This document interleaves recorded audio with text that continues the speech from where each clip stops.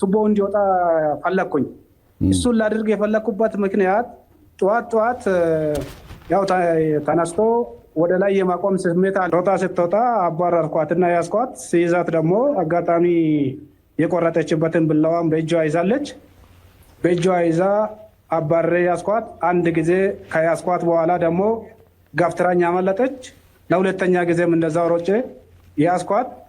ሲይዛትም በመጀመሪያውም ብላዋ እጇ ላይ ነበር፣ ሁለተኛ ጊዜም ብላዋ እጇ ላይ ነበር። ከዛ ሁለቷን እጇን ያስኩና ጨዋታ ወጣ። እሷም ጮኸች። እኔም ደግሞ ህዝብ ለህግ አዳኙን ለህግ አድርሱን ብዬ እኔ ሰላም እንዴት ናችሁ? በባለቤቱ ብልቱ የተቆረጠበት ግለሰብ በጥሩ የጤና መሻሻል ላይ ይገኛል። አስገራሚ ነገሮችንም ተናግረዋል። የዚህ ክስተት መነሻውና ሂደቱን የምናስቃኛችሁ ይሆናል። እስከ መጨረሻው ተከታተሉን። ባልና ሚስት ከተጋቡ 20 ዓመት ይሆናቸዋል። አሁን ግን ባለቤቱ መቅናት እንደጀመረች ይገልጻል። የባለቤቱ ቅናት እዚህ ላይ ግን ያደርሰኛል ብሎ አላሰበም ነበር። ይሄ ድርጊት የተፈጸመው በአርሲ ዞን ታቡሬ ከተማ ሲሆን ቀኑ መጋቢት 16 ነበር።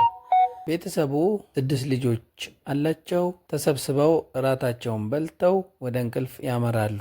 ይህ እንደ ማንኛውም ቀን ምንም የተለየ ነገር አልነበረም። ግለሰቡ እንደሚለው ከሆነ ባለቤቴ መቅናት ጀምራለች። በስራ አጋጣሚ አልፎ አልፎ በሳምንት 1 ቀንና 2 ቀን ከቤት ውጭ የማድርበት ምክንያት አለ። ይሄ ደግሞ እሷ ላይ ከፍተኛ ጥርጣሬ ፈጠረ። ከዚህም አለፍ ብሎ ስልኬን መከታተል ጀመረች። በስራ ጉዳይ የምጻጻፋቸው አንዳንድ ቴክስቶች ነበሩ። እነሱንም ማየት ጀመረች። የዚህን ጊዜ እኔ የስልኬን ፓስወርድ ቀየርኩት። የእሷ ቅናት ደግሞ የበለጠ እየጨመረ ሄደ ይላል። በንግግሮቿ መሀልም ሌላ ትዳር ልትመሰርት ነው አይደል የሚል የቅናት ስሜት እንደነበራት ትናገራለች። ግን እዚህን ያክል ትደርሳለች ብዬ አልገመትኩም። ያው የስራ ጉዳይ እንደሆነ ትረዳለች ብዬ ስላሰብኩ ይላል። እና መጋቢት 16 እንደተለመደው እራታቸውን በልተው ወደ እንቅልፍ ያመራሉ። ወደ እንቅልፍ ሲያመሩ እንደ ማንኛውም ቀን ነበረ ይላል። ድንገት ግን የህመም ስሜት ተሰምቶት ከእንቅልፉ ይነቃል። የዚህን ጊዜ ምንድን ነው ብሎ ሲመለከት ብልቱ ተቆርጧል። ይህንን የፈጸመው ማን ነው በማለት በደመ ነፍስ ያው ለማጣራት ሲሞክር ባለቤቱ ስትሮጥ ይመለከታል። እሱም ከተላታል። ከቤት ወጥተው መሯሯጥ ይጀምራሉ እና ባለቤቱን ይይዛታል። የዚህ ጊዜ በእጇ ላይ ቢላዋ ይመለከታል። ያው እሱ ጉዳትም ደርሶበት ስለነበረ ታመልጠዋለች። ግን አሁንም መልሶ መያዝ እንዳለበት ይረዳና መልሶ ይይዛትና ጩኸታቸውን ሁለቱም ያቀልጡታል። የዚህን ጊዜ ጎረቤት ይሰበሰባል። ጎረቤት ተሰብስቦ ባለቤቱን ያዝ ሲያረጉለት እሱ ቤት ገብቶ አረፍ ይላል። ሕክምናውንም መውሰድ እንዳለበት አስታወሰ ማለት ነው። በአካባቢው ወዳለው ጤና ጣቢያ በመሄድ እና የወደቀውን ብልቱንም በፌስታል በማድረግ ይዞ ለተሻለ ሕክምና ይሄዳል ማለት ነው። ለተሻለ ሕክምና ወደ ሰላ ሆስፒታል ሪፈር ተጽፎለት ሕክምናውን ከ3 ሰዓት በኋላ መከታተል ይጀምራል። በዚህም ዶክተሮቹ ከፍተኛ ርብርብ በማድረግ የተቆረጠውን ብልት መቀጠል ይጀምራሉ። ሕክምናውም ተከናውኖ ያው አካሄዱም ከፍተኛ ጥንቃቄ እንደነበረ ገልጸዋል።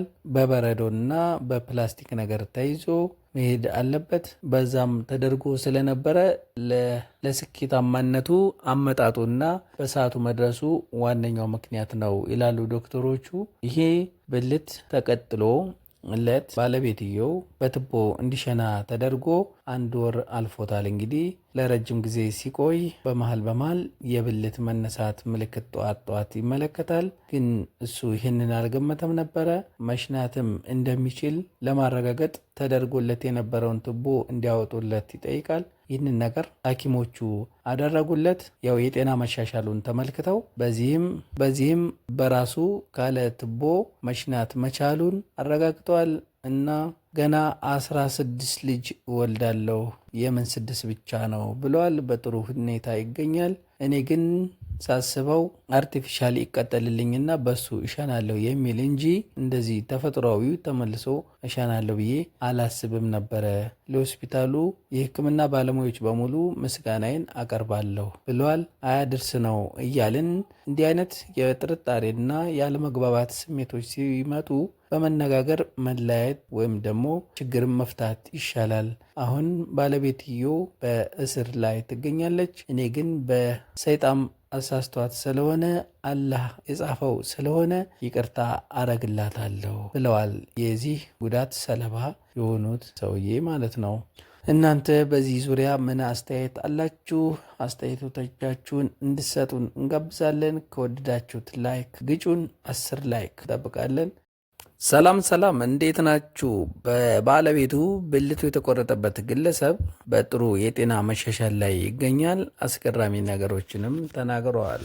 የዚህ ክስተት መነሻውና ሂደቱን የምናስቃኛችሁ ይሆናል። እስከ መጨረሻው ተከታተሉን። ባልና ሚስት ከተጋቡ 20 ዓመት ይሆናቸዋል። አሁን ግን ባለቤቱ መቅናት እንደጀመረች ይገልጻል። የባለቤቱ ቅናት እዚህ ላይ ግን ያደርሰኛል ብሎ ዳይሬክት ቦታ ላይ ተመልሶ ይሸናለሁ የሚል ነገርም አልነበረኝም።